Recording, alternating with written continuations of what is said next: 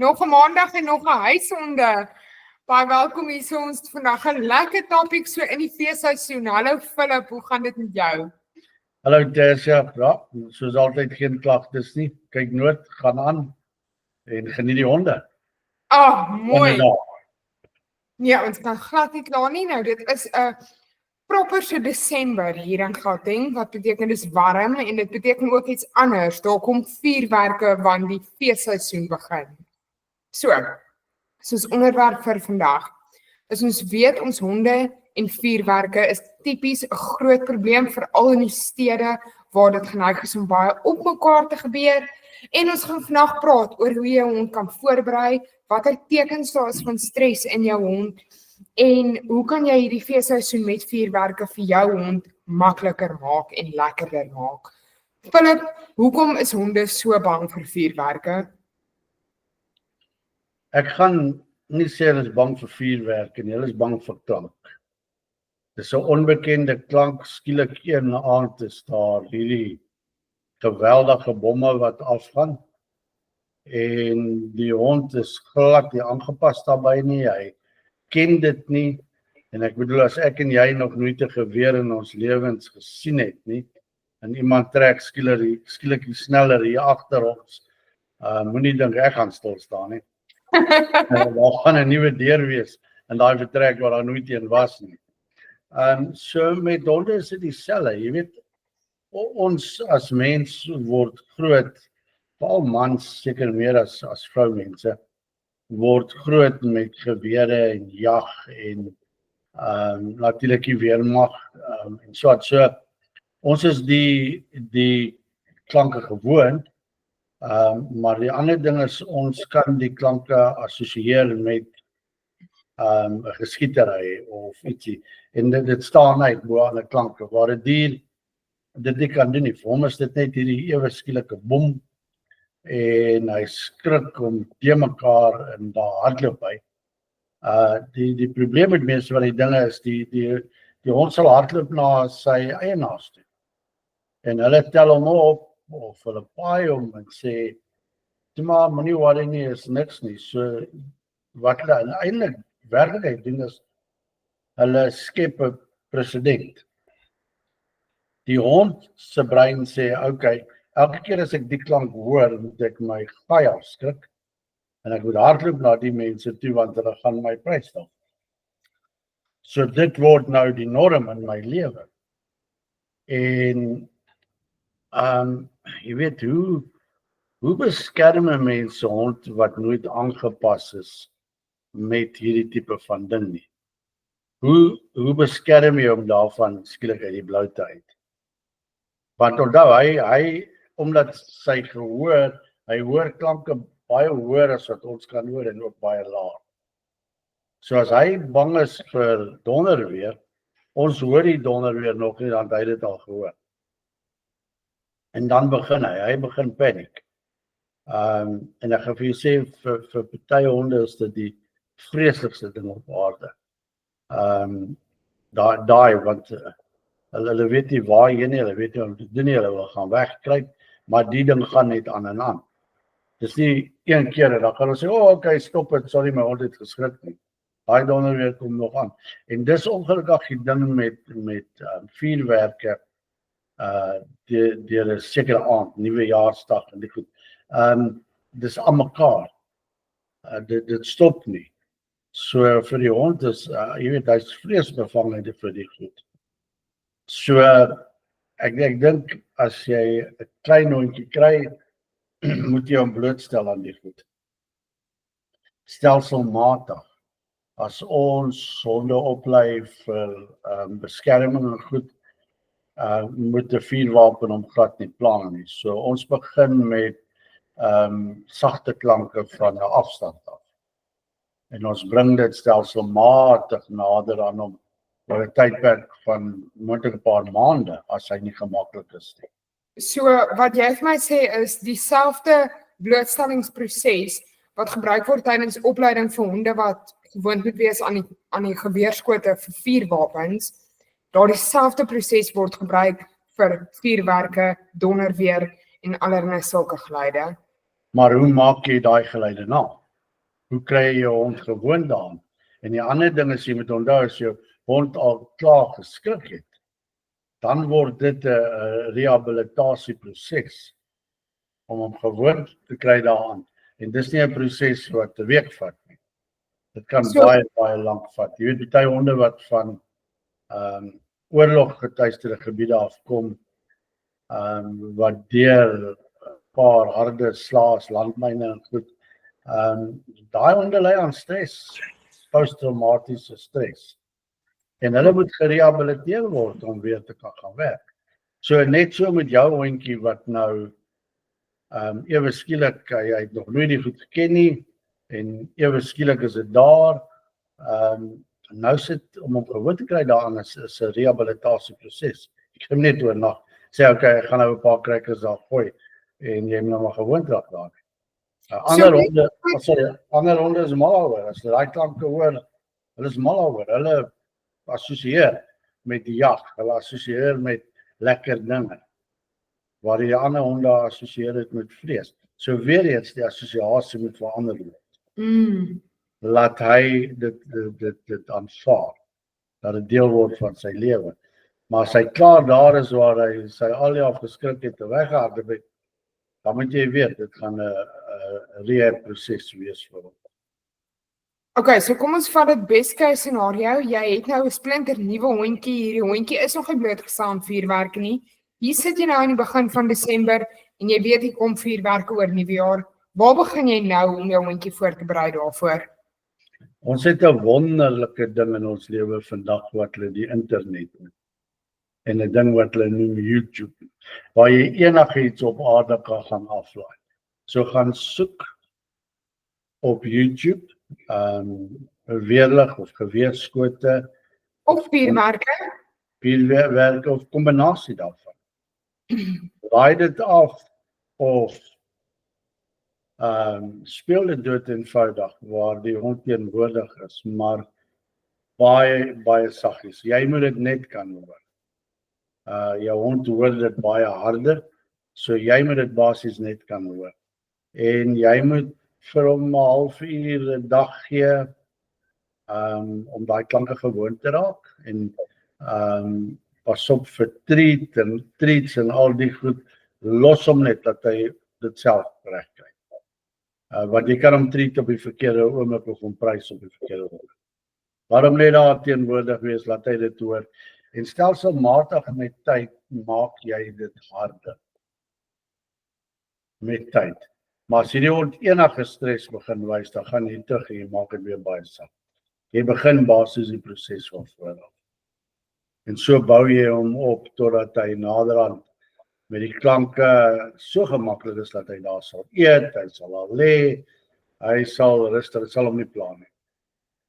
Dis dieselfde as 'n hond wat ons gebiedsaanpassing mee doen, waar ons hom in 'n hoë stres area inneem, waar hy sal sit en hy sal oral kyk, hy sal ongemaklik wees. Vir my is die proses voltooi die oomblik wat hy daar gaan lê en slaap. Voertuie, honde, enige ding trokke kan verbykom en hy slaap maar deur alles, hy is nie geplan nie. So dis dieselfde daar. En dit sal ook jou rehab proses wees. Is om daai hond in 'n vertrek te kry en stelselmatig van baie sag af die assosiasie te verander. Maar neem kennis van almal daar buite. Dis nie 'n 24 uur ding nie. Dit kan jou maande vat om daai hond te kry om dit te aanvaar en te sê wel, okay, plan nie. En dan net eendag kry jy daai donder weer wat reg bokant jou huis staan. Waar die hond skrik. En dit kan hom weer teruggooi. So dis baie moeilik en jy weet 'n mens kan begin met goed in die gemeenskap doen en sê jy weet, leer die mense asseblief moenie skiet nie. Daar is munisipale wette, daar's bywette wat sê waar jy mag en jy nie mag nie. Maar as moet onthou, dit kan 2 kilometer van daar af wees. Jou hond gaan dit dood, nog verder, jou hond gaan dit dood. En as hy bang is daarvoor, dan gaan hy probleme kry. So, as ons nie kan rehab nie, en ons het nie die hondjie van kleins af gewoond gemaak nie, dan ek is nie lief daarvoor nie, maar kalmeermiddels, veilige hawe vir die hond, met hom vadersnaam net nie in 'n vertrek te sluit op sy eie nie. Want as jy nog nooit 'n gemors gesien het, dis wanneer jy gaan sien. Want hy gaan enigiets doen om daar uit te kom, want die vrees is daar met die goed en hy's nog al nie. So hou hom in jou teenwoordigheid, maar ignoreer hom. Moenie hom prys en sê, ag, dis so mooi hondjie omdat jy die goed ignoreer nie. Want dan gaan hy altyd bang wees. Let him get over himself in jou teenwoordigheid. Hy gaan 'n plek, hy gaan ergens kry om onder te kry, maar hy's tussen sy struktuur. Sy mense is daar en goed. Maar moenie uitgaan en jou hond toesluit in 'n vertrek wanneer al hierdie goed aangaan nie. Kry jy er iemand om teenwoordig te wees by jou hond, saam met jou. Laat hy nie daai geweldige vrees hê. So 'n laaste ding wat ek wil inbring is dat ek dink baie mense neem aan hulle honde is bang vir vuurwerke, want ons het reeds hierdie groot persepsie wat gevestig is, honde is bang vir vuurwerke. So wat is van die tipiese tekens wat jy gaan sien in jou hond wat vir jou sê, die hond gaan regtig in stres in, van angstigheid of bang oor hierdie vuurwerke? Dit gaan begin by sy lyfstaal.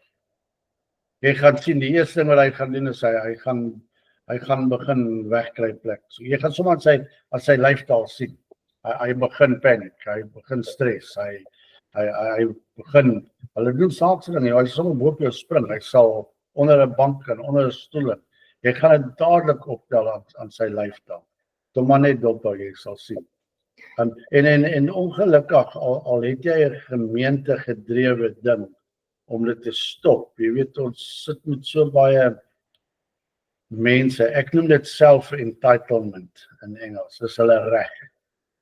En hulle neem niks en niemand in ag nie, dis dieselfde as mense wat bestuur en jy weet, dis hulle reg om te vat, te hê, te breek, te maak soos wat hulle wil. En sit met daai element en dit is, al maak jy wat, as daar eers drank betrokke is en as daar vuurwerke, dan gaan dit dan maar in daai rigting. Dis die feite van die lewe, dis waarmee ons moet saamleef. Ek weet hier in ons omgewings, soos in Port Elizabeth, hulle die Hoofstrand, jaarlikse opening van die feestyd, die vuurwerke het alles gestop. Hier by ons, en al die plekke, Paradise, Ashton, St. Francis Bay, jy word nie toegelaat om vuurwerke te skiet nie, dis teen die wet, jy mag dit nie doen nie. Maar wat maak mense in die stede? Daar is nie die mannekrag om dit te stop of te vervolg of goed nie, en jy sit met die mense wat net, hulle voel dis hulle reg, so hulle gee nie om vir enige mens of dier nie. En so jou fokus moet wees op jou dier, en wat gaan ek doen om my dier te beskerm? Ja, presies, die fokus daarop jy 'n verskil kan maak. Ja, so as ek kalmeermiddels moet kry vir my hond, dan moet ek dit gaan kry, en as ek vir my veilige hawe moet skep, dan skep ek dit. As ons teenwoordig moet wees, dan is ons teenwoordig. En ons moet verantwoordelikheid toon, wanneer dit daarby kom. Ons moet nie net